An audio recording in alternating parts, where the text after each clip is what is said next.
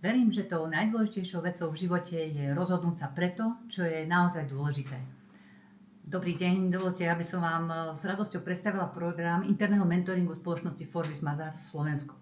Hneď na úvod však musím povedať, že je mi obrovskou cťou, že som dostala dôveru od lídrov spoločnosti Forbis Mazars k tomu, aby sme mohli vytvoriť interný mentoringový program v oblasti Leadership and Resilience. Verím, že to je v skutku unikátny program u nás v našich podmienkach na Slovensku, ale to viac si vážim aj to, že v podstate bola vytvorená pozícia Leadership and Resilience Development Professional. Čo to ale všetko obnáša? Ja by som to povedala úplne jednoducho. Reziliencia je naše zdravie. A v podstate celý program je zameraný na budovanie zdravia jednotlivcov, tímov aj firemnej kultúry. Zdravia na úrovni fyzickej, zdravia na úrovni mentálnej, emocionálnej, ale hlavne hodnotovej. Počuli ste už niekedy pojem morálna schizofrénia? Ak nie, tak ja vám ho veľmi rada ozrejmím. Morálna schizofrénia je jav, keď sa musíte stotožňovať neustále s niečím, s čím sa stotožniť nedokážete. A toto je pre mňa také najdôležitejšie memento k tomu, keď sa rozhodujem, že či v danom prostredí zotrvať chcem alebo nechcem.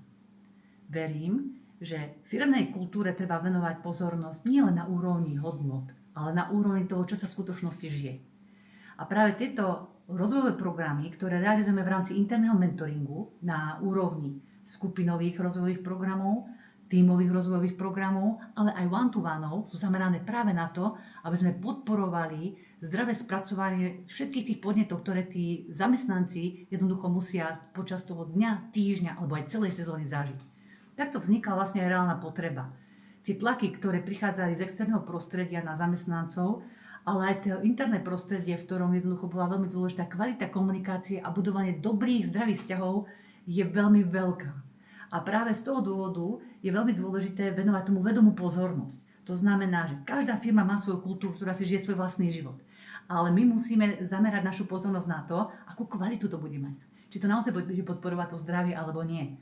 A som vďačná za to, že existujú také koncepty, ako je koncept reziliencie, ako je koncept psychologického bezpečia, alebo koncept PERMA, teda moderná teória well-beingu od Martina Seligmana, ktoré keď sa zaimplementujú do praxe správne a bude sa vytvárať a vytvára sa systém ucelenej podpory, tak dokáže prinášať skutočné výsledky. Tie skutočné výsledky sa prejavujú potom nielen v číslach, čo je samozrejme veľmi dôležité a podstatné, ale hlavne aj v kvalite vzťahov. To znamená, že tí ľudia si navzájom vytvárajú prostredie, z ktorého nechcú odísť. Ľudia zabudnú, čo im povieme, ale nikdy nezabudnú, ako sa s vami cítia. A na tomto nám práve pri týchto rozvojových programoch nesmierne záleží. Aby sme učili našich manažérov a lídrov tomu, aby vedeli vytvoriť prostredie, do ktorého sa ľudia budú radi vracať. V roku 2022 sme vytvorili pilot tohto projektu a vlastne ten pilot bol zameraný hlavne na manažment celej firmy. Prevádzala som partnerov jednotlivých oddelení spoločnosti Forbis Mazars na Slovensku jednotlivými modulmi Akadémie reziliencie, kde sme cez seba uvedomenie budovali sebareguláciu, pracovali sme na mentálnej a emocionálnej agilite, osobnom energy managemente, vytrvalosti a našej spôsobilosti budovať si dlhodobé kvalitné vzťahy. Ukázalo sa to ako niečo veľmi zaujímavé a veľmi potenciálne prospešné pre zamestnancov. Preto sme vstúpili do druhej fázy, implementačnej fázy, ktorá sa krásne nastavila na zisťovanie tých reálnych potrieb zamestnancov a ušili sme na mieru tréningy ako Wellbeing and Psychological Safety, Reziliencia, Energy Management, Perma Leadership, Women Leadership, Akadémia reziliencie, Mentálna a emocionálna agilita, ktoré dokonca prerastli rámec Slovenskej republiky a ponúkali sme tento interný mentoring aj v rámci iných krajín Forbis Mazars na Slovensku. Postupne sme to začali ponúkať aj ako službu pre externých klientov.